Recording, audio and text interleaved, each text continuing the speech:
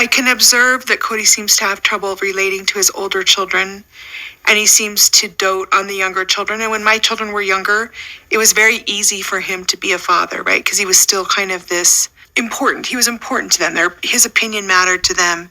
His guidance mattered to them. And now, because they question it a little bit, I think it might be harder for Cody to feel like he's respected. Before all the hurt feelings that happened through COVID, Cody's relationship with his older children, a lot of them were really, really good. Christine left and all that changed. Since I last talked to Dad, I bought a house, I've gotten into school, and I got the car that I wanted, that he told me I should never get. And he doesn't know anything? No, he doesn't care to. Can you believe the level of theatrics Robin's pulling off? It's less about being out of touch and more about being a master of misinformation. It's like she's crafting her own soap opera script. She's not lost in her own world. She's crafting a narrative, hooking in anyone still tuned in. Her and Cody's performance? Purely box office aimed at securing their spotlights in the next Sister Wives saga. Their confessional slip-ups? More like a blooper reel of a duo desperate to keep the checks rolling in. Time to cut the cord, I say. The show's had its run. Let's swap it for biannual updates instead. Or where are they now, snippet? And Christine? She's got a fresh chapter waiting. It's high time she ditched the drama and poured herself into this new journey. After all, her storyline deserves more than just a subplot in the Cody and Robin saga. How about a revamp of the show into a series of candid talkback sessions? Every episode revisited, but only with the OG 3, Mary, Janelle, and Christine, and OG 13 kids, and no Cody or Robin in sight. Now that the polygamy pitch has tanked, it's time to peel back the layers. Imagine Mary unpacking the emotional luggage from her divorce saga with Cody, or the trio dissecting the real deal feelings about pivotal moments like Truly's health scare or Isabel's surgery, not to mention the whole charade of Robin's family-first facade. Let's get the inside scoop on that bizarre purity speech and the remade family portrait drama. With the shackles of the show now loosened, it's the perfect time for unfiltered, raw reflections. What were the untold stories simmering beneath the surface? How has hindsight painted those experiences? I'd even spring for cable to get front row seats to that level of authenticity, as long as Cody and Robin are left on the editing room floor. The OG3 spilling the real tea? Now that's a show. People have asked me why there aren't any visuals or screen transitions in my videos. I tell them I consider my videos more like audio podcasts. After the first 15 seconds to 2 minutes of visuals, it's time to put on your headphones or turn the volume high and go about doing your dishes, laundry, or walks in your neighborhood by yourself or with your doggy, etc. My content is more audio-driven than video-driven. Robin's anything but out of the loop. Cody's been an open book with her, sometimes oversharing when it's least fitting. Robin's got the inside track on every twist and turn that led to the family's splintering. Deep down, she's aware of the role she played in the saga and opts for the ostrich head in the sand routine over facing the music and seeking reconciliation. That's precisely why she dodges those reflective talkback sessions like her pro. The mirror's reflection is a bit too sharp for comfort. The real tragedy here, the ones caught in the crossfire, the kids, are left holding the emotional baggage, with Robin seemingly disinterested in genuine acknowledgement or healing. While the other wives have taken strides in owning up their missteps, Robin seems to be stuck in a loop of denial, avoiding any real, heartfelt accountability. Catching a hint from a comment by one of the now former wives, it's clear there's a bit of smoke and mirrors game at play. They've put the brakes on certain narratives, choosing to keep parts of the story under wraps, which signals a landscape of half-truths and crafted tales. The show, as it stands, isn't the full, unadulterated diary of their lives, but a curated collection of episodes. This realization shifts the viewing lens entirely. Robin, in particular, seems to have her hand on the storytelling wheel, subtly steering conversations and shaping narratives to fit a certain mold. It's a selective broadcast of their reality, leaving the audience to piece together the puzzle with some crucial pieces intentionally left out of the box.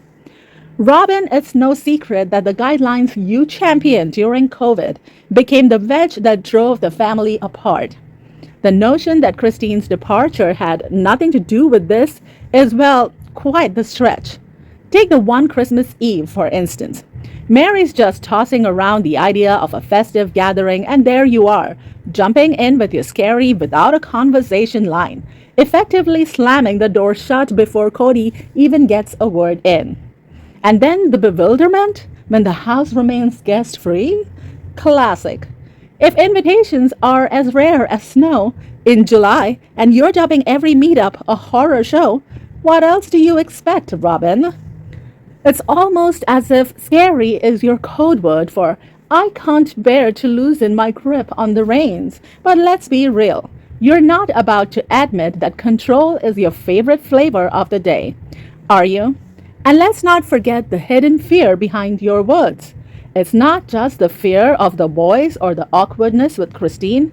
No, it's the terror of guests peeking behind the curtain to discover the Chaos Kingdom. The hoarding, the unboxed Amazon treasures, and the creative chaos that rules your roost, Robin. Then there's the matter of little Ariella, the pin-sized keeper of household secrets who can't keep her mouth bottled up because, well, she is an innocent little toddler and just speaks up any discussion that parents have at home. It seems she's only a pacifier's distance away from spilling the beans, assuming, of course, she's not momentarily silenced by her trusty mute button. The very thought of her going rogue with family tales must send shivers down the spine of Cody and Robin. In the grand scheme of things, it's not just about the fear of a disrupted Christmas Eve or the phobia of unscheduled visits. It's the sheer panic at the thought of losing the director's chair in the family soap opera of Cody and Robin, of having the backdrop of your carefully curated life exposed to the unfiltered gaze of family members and the world. That, Robin, is the real scary part, isn't it? The term scary seems to be Robin's way of saying she's not keen on anyone sowing seeds of doubt in Cody or the kids' minds. It's as if she fears they'll start connecting the dots and pondering if it perhaps is her who is the common denominator in the family equation. Her grip on the narrative is ironclad, and she's all about maintaining that control. This is probably why she insists on being a shadow to Cody during his interactions with the original squad. Her presence is like a subtle reminder, a nudge to keep the story straight. Robin's fortress of control might have been impenetrable, but it seems it was also the catalyst that ignited Christine's resolve to seek a different path, one where the script is Christine's to write. It seems there's a collective tendency to weave past events into a cause and effect tapestry, pinning one on the other as if they're dominoes in a line. The overlapping timelines of COVID and Christine's exit have become a convenient canvas for finger-pointing, while Christine often bears the brunt of the blame. Yet it's hard to ignore that COVID provided Cody the perfect alibi to finally hunker down at Robin's, distancing himself from the rest of the brood. When Janelle and Christine reminisce about the fading of family rituals with Robin's arrival, it's easy to cast her as the villain. But is it really her doing? The family's turbulent transition, their flight from Utah, and the looming legal shadows were already stirring the pot long before she took the scene. The shift to Vegas, the sprawl between homes, they weren't just plot points. They were tectonic shifts in their family fabric, gradually unraveling their once tight-knit gatherings. And then there's the narrative of their great escape from Utah, painted with broad strokes of criminal peril. Yet beneath the surface, it seems more likely a strategic shuffle to accommodate Robin's preferences, steering the family towards Vegas, where her roots ran deep. The result? A fragmented family tableau, each in their separate frames, a far cry from the collective portrait they once were. Robin's desire for distinct households, it appears, wasn't just a preference but a statement, a reshaping of their communal life into isolated vignettes. The dynamics within these walls weren't woven from threads of joy but patched together in tolerance. Children, like mirrors reflecting their mother's sacrifices, kept their sweetness bottled up, their real feelings fermenting beneath surfaces of forced smiles. Mothers, once the guardians of peace, whispered reassurances, painting over the cracks with brushes of denial. But Cody's concept of moms facilitating relationships was less about nurturing bonds and more about managing a facade, a delicate veneer over a network of fractures created by Cody and Robin. Then came the shift. The moment mothers began to acknowledge the storm, no longer sugarcoating the bitter truths. With each affirmation of their children's grievances, each validation of their unspoken hurt, the pent-up reservoir of emotions began to overflow. The children's anger, once diluted by their mother's excuses, now found its full, unadulterated strength. But let's not brush COVID as the sole scapegoat for familial neglect. The lapses, the overlooked birthdays, the ignored milestones, these aren't missteps that can be tucked away under the rug of a global pandemic. When does it become acceptable to erase your child from your calendar, to leave their calls unanswered, their special days uncelebrated? Cody's absence during crucial moments, be it a child's surgery or their painstaking road to recovery, isn't just an oversight. It's a glaring void, a testament to priorities misplaced. And this isn't a narrative confined to the Flagstaff chapters. It's a saga with roots stretching back, concealed for the camera's gaze. The suggestion that Cody might have been a different man before the cameras rolled, a more present father, only deepens the chasm for those who once knew a different version of him. But the echoes from the past, the whispers of his less than stellar moments, paint a consistent picture, one of a man whose actions often fell short of his paternal title. It wasn't about spoon-feeding the children a narrative of resentment. It was about granting them the space, the permission to feel the full spectrum of their emotions, to let them know that their feelings of disappointment, their sense of betrayal, weren't just figments of their imagination, but they were valid, real responses to the hands they had been dealt with. The pinnacle of frustration in this family drama has to be Cody's masterclass in dodging responsibility, especially when it comes to the ties with his children. And Robin? She is more of an enabler than a mediator, nodding along to his tune.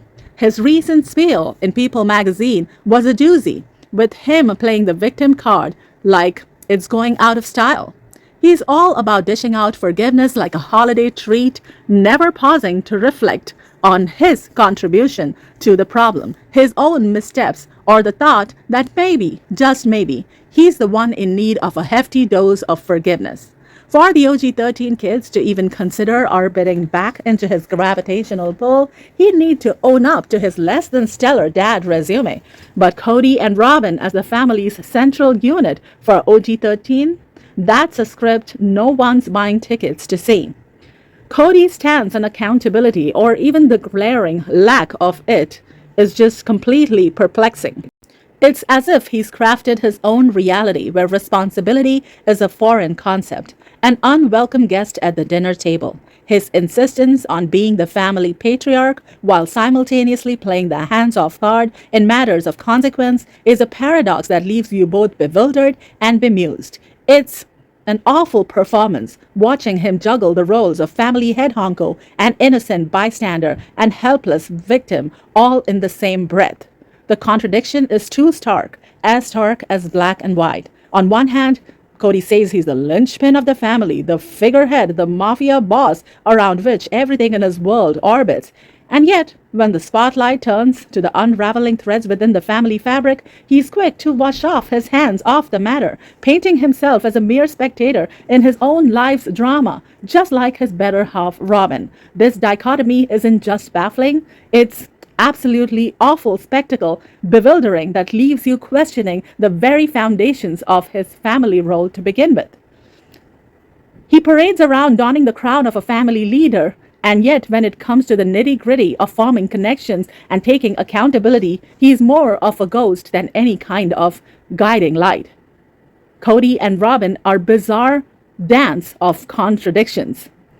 In the grand theater of their family saga, both their roles is extremely perplexing, to say the least.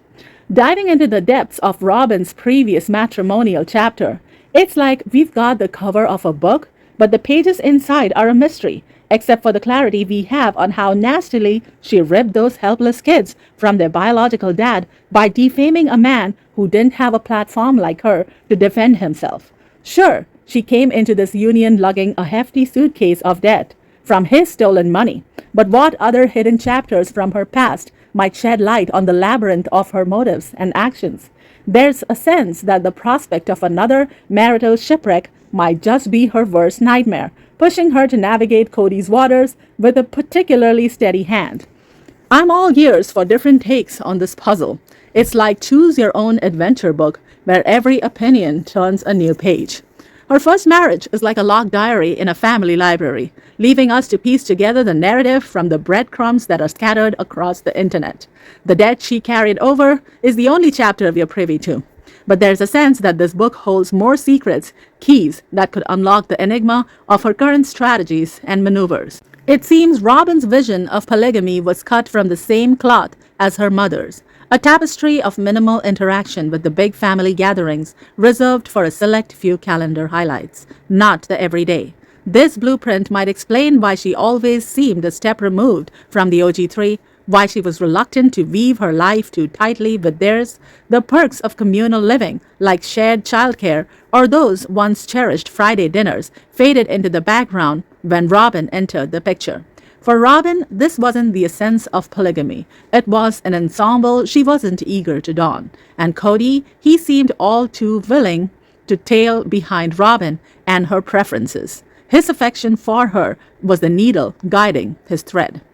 Robin's take on reality, it's almost as if she's chosen it, to be in a bubble where she can float untethered from the weight or blame of responsibility. This bubble is her fortress of plausible deniability, a place where fingers point outwards and never inwards. The family's shift to Flagstaff only widened the chasm, with Cody seemingly opting out of his paternal duties and his duties as her husband. His narrative to Robin possibly painted in rosier hues than the stark reality. It's as if Cody's world resolved around his own contentment, his own narrative of well-being, leaving the rest of the family orbiting in a distance around another son. And that son then turned out to be Christine. And now he's shocked. What? This self-centered cosmos of Cody was rattled when the OG13 kids found a warmer, more reciprocal orbit around Christine, who was a stark contrast to the cold distance of their relationship with Robin and Cody.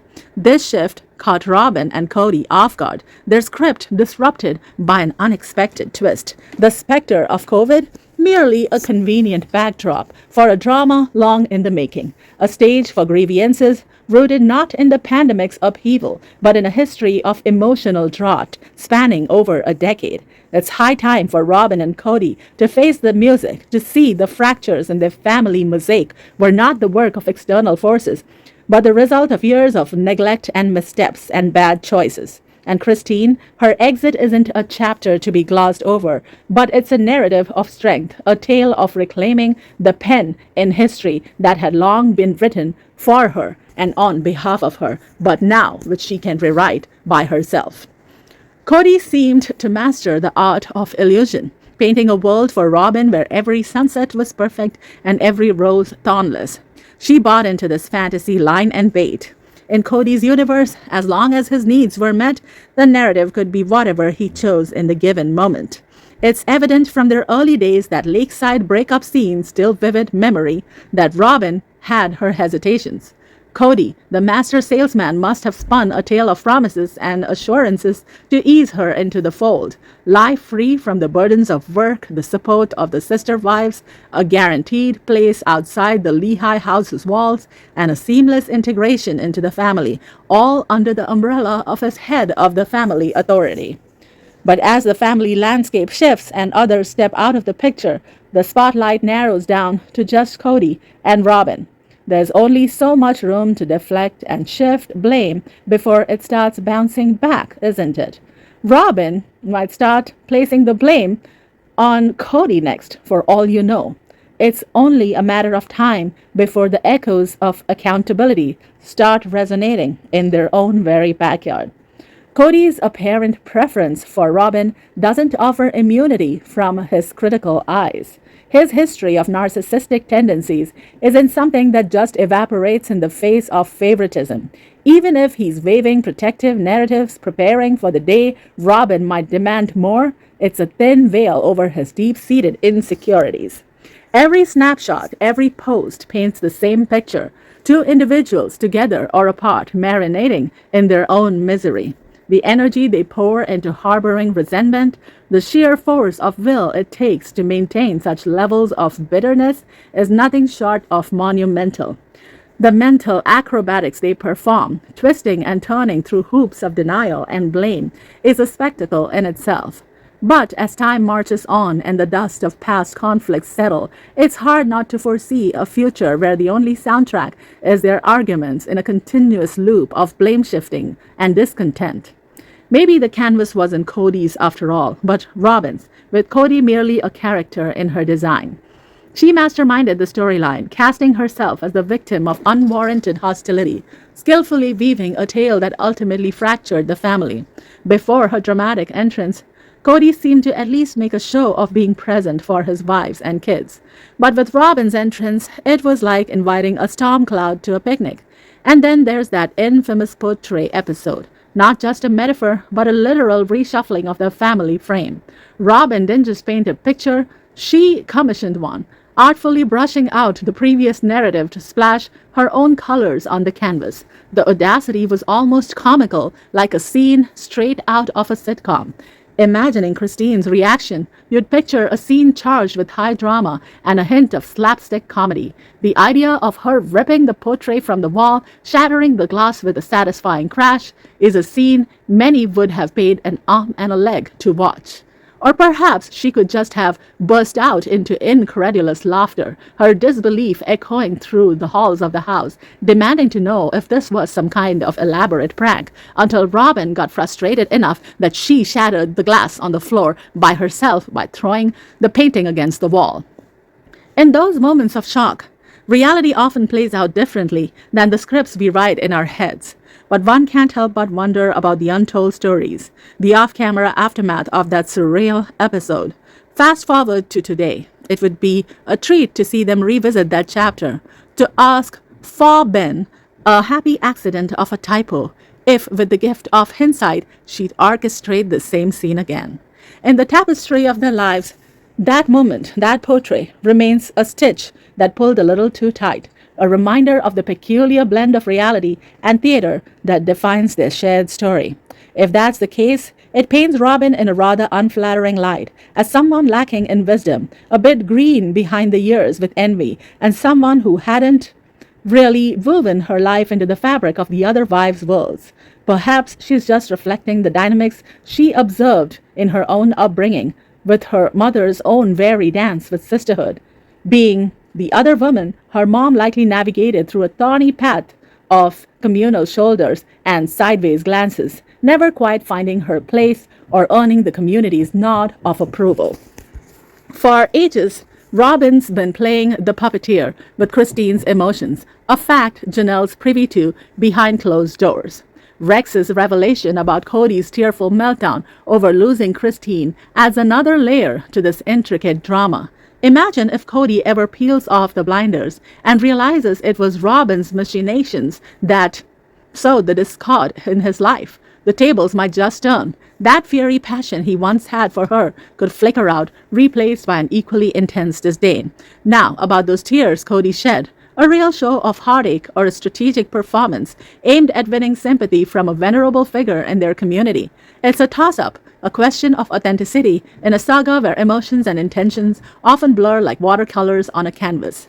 Navigating her world seems like wandering through a funhouse of mirrors, each reflection more distorted than the last. The sheer magnitude of her detachment from reality might just set a record. It's like she's on a merry-go-round of her own making, spinning tales that leave the rest of us dizzy. The call for some serious soul-searching or therapy seems less like a suggestion and more like an urgent prescription. Yet there's another side to the coin. Labeling her as merely delusional might be an understatement. There's a cunning edge to her chaos, a method to her madness that's both intriguing and unsettling. This isn't about needing a therapeutic intervention. It's about recognizing a force that might be beyond redemption. But let's not rush to crown her as the chess grandmaster of manipulation. Sure, she's got her pawns and her plays, but to dub her a mastermind might be tipping the hat a bit too generously. It's a delicate balance between cluelessness and calculated moves, a blend that's as baffling as it is beguiling. And for those losing sleep over her antics, a bit of reassurance. She's more of a parasitic presence than a pervasive threat. As long as your paths don't cross hers in the maze of life, you're more likely to be an amused observer than a direct participant in her perplexing performance. So sit back, unless you're in her immediate orbit, in which case, brace yourself and maybe keep a garlic necklace handy. She seems to tread a fine line between cold, calculated sociopathy and self-centered whirlwind of narcissism, twisting reality to suit her narrative or shrugging off accountability like it's last season's fashion. It's a dance between deliberate distortion and blissful ignorance of her own role in the drama. And that signature expression, it's become her trademark, a facial autograph she unwittingly scribbles in moments of, "It's not me, it's them."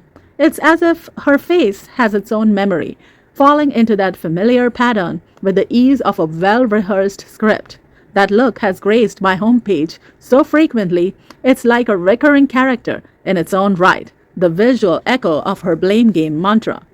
The default face attached. Now, that's a phrase that captures it perfectly. It's as if that expression is a mask she's donned so often, it's fused to her persona, a permanent fixture in her gallery of reactions. Her mother might have schooled her in the art of manipulation, but it seems she skipped the chapter on facial flexibility. If only she'd heeded the old warning, careful, or your face might just stick that way. Well, in her case, it seems that childhood cautionary tale wasn't just a myth after all. They were in for quite the surprise when the OG kids rallied behind Christine as she made her exit. The assumption was that Christine would falter on her own, eventually slinking back, a humbled returnee to the fold. Little did they anticipate the silent observers the children had been, eyes wide open to the years of disregard their mother and all of them themselves endured at the hands of Cody and Robin. And then there's Robin, ever the magnanimous one, suggesting Christine could still stake her claim on Coyote Pass, even entertain the company of other men while anchored to their turf. Cody chimed in with his own generous proposition, envisioning Christine introducing a new man to the intricate family weave. It's as if they were grasping at straws to maintain their grip, sidestepping child support and safeguarding their financial fortress from any of Christine's potential claim. The question on everyone's lips, is Cody stepping up to the plate, financially supporting Truly as he should? His proposal of a 50-50 custody arrangement raised eyebrows, especially considering it promised more father-daughter interaction than the current status quo. But beyond the declarations and the custody chess, the crux remains that is Cody fulfilling his role not just in presence but in provision? The height of delusion was on full display when Mary shared her plans about moving her business, and Cody seemed about as interested as a cat in a knitting circle. Yet there's Robin spinning a yarn of optimism, proclaiming, This right here is why I believe they can mend things. It's like she's waving a banner that reads, "Can't you see? He adores you. Now about that financial contribution, Mary." Rewind to the early days and you think Mary and Robin were two peas in a pod, judging from their camaraderie gatherings. It makes you wonder if Robin was playing a long game, keeping Mary on a string to ensure she had at least one ally not tied by blood. The family's cast of characters is like a revolving door of nanny relatives, each taking their turn in the spotlight, but through it all, Robin's strategy seems to be as much about fostering connections as it is about maneuvering the family chessboard. The narrative of Robin spins is a dizzying ride, starting with COVID as the villain of the piece, only to swing the spotlight onto Christine's departure as the pivotal plot twist. It's a puzzling script flip that leaves you scratching your head, wondering about the consistency in the story. The notion that she expects the storyline to pass muster with the audience is almost as bewildering as her infamous grumpy cat expression. It's clear as day that Christine's exit was a symptom, not the cause, of the fractured ties Cody had with his children. But as the saying goes, repeating a tale often enough, and you will start to believe it. It starts donning the cloak of truth, at least in the teller's eyes. In reality, it has no place because COVID started around 2020 and Christine left a couple of years later. The reality Robin paints is a masterclass in creative storytelling, a blend of fact and fiction so entwined it's hard to untangle. With Cody neck to neck in the race of weaving weird tales, it's evident that Christine's decision to step away was a response to a long-standing disconnect, a family fragmented into isolated units rather than a cohesive whole. The real tragedy? The wives had been solo sailors in this family fleet for far too long, far longer than they realized, mistaking proximity for presence. Now, as the children mature into keen-eyed observers, the veneer of unity crumbles, leaving Cody at odds with a narrative he can no longer control, his usual strategy of deflection losing its sheen in the face of grown-up scrutiny. Cody's assertion that Christine is somehow barricading his path to his children is a spectacle of evasion. It's like he's grasping at straws, conjuring any far-fetched justification to sidestep a smidgen of responsibility. With just one of their 6 offspring under Christine's roof, the arithmetic of his accusation doesn't quite add up. It leaves you pondering how exactly does he figure Christine's orchestrating this grand blockade to the rest of their brood. It's a question that begs some serious enlightenment from Cody. Robin's relationship with the truth seems to be a complex dance, part deliberate misdirection and part self-delusion. It's as if she's cast herself in the role of a covert narcissist, an unwitting architect of her own distorted reality. This narrative she's constructed is her gospel, a script she follows with unwavering conviction, blind to the contradictions it presents. Her track record in the accountability department is virtually non-existent. While Cody, despite his flaws, might occasionally own up to his missteps, Robin remains perpetually in the clear, at least in her version of events. It's always we this and we that. Never I, never a hint of personal culpability. There's a growing chorus of voices just itching to peel back the layers of her facade, to expose the web of tales she's woven. Her storytelling, a joint venture with Cody, often feels like a comedic routine, a series of blunders so transparent you'd think they were scripted for laughs. Christine's departure didn't just leave a void, it cast a glaring spotlight on the stark reality the Kids Alliance doesn't include Robin in its ranks. It's as if Robin's been practicing for the role of the misunderstood outsider since her teenage years, a pattern of behavior as persistent as it is perplexing. Her pursuit of her sister's boyfriend, a tale from her younger days, sets the stage for a narrative she's clung to ever since. In her world, she's the perpetual protagonist, the underdog, the one wronged, a role she plays with a commitment that would put method actors to shame.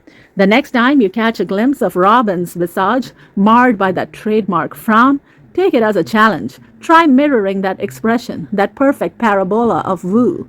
It's a feat of facial gymnastics that seems reserved for her alone, a physical testament to the narrative of victimhood she's embraced so wholeheartedly. That expression in the 4th snapshot, it's like a soul-level irritant, a masterclass in facial contortion that sends shivers down your spine. The effort it must take to sculpt such an exaggerated display of dismay is a workout in itself, a full-blown exercise regime for those facial muscles.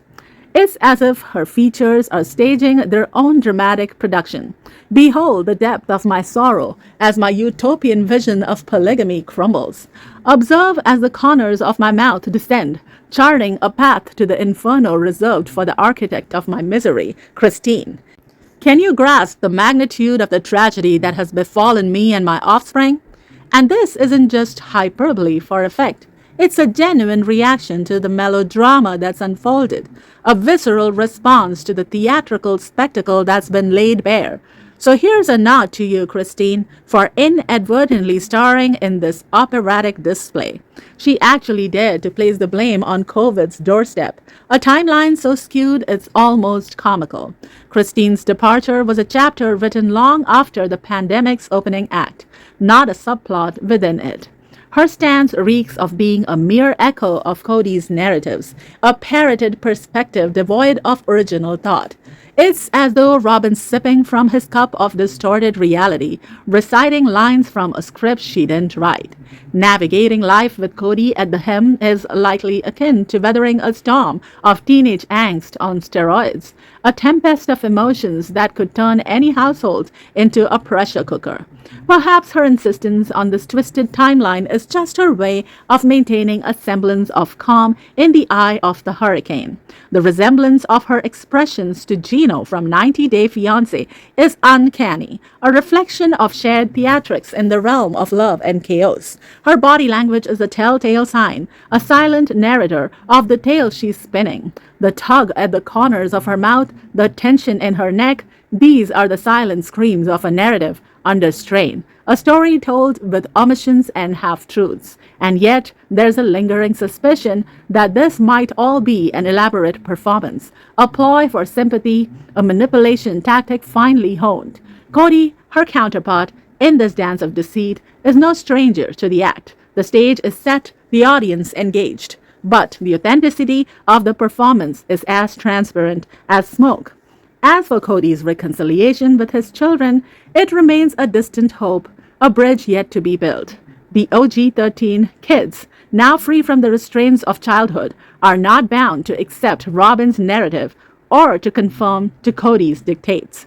The patriarchal script he insists on may find no takers, a play performed to an empty house, as the children, armed with knowledge and autonomy and conclusions of their own and insight, choose their own path. That's all from me today, everyone. Talk to you another time on another video. Peace out.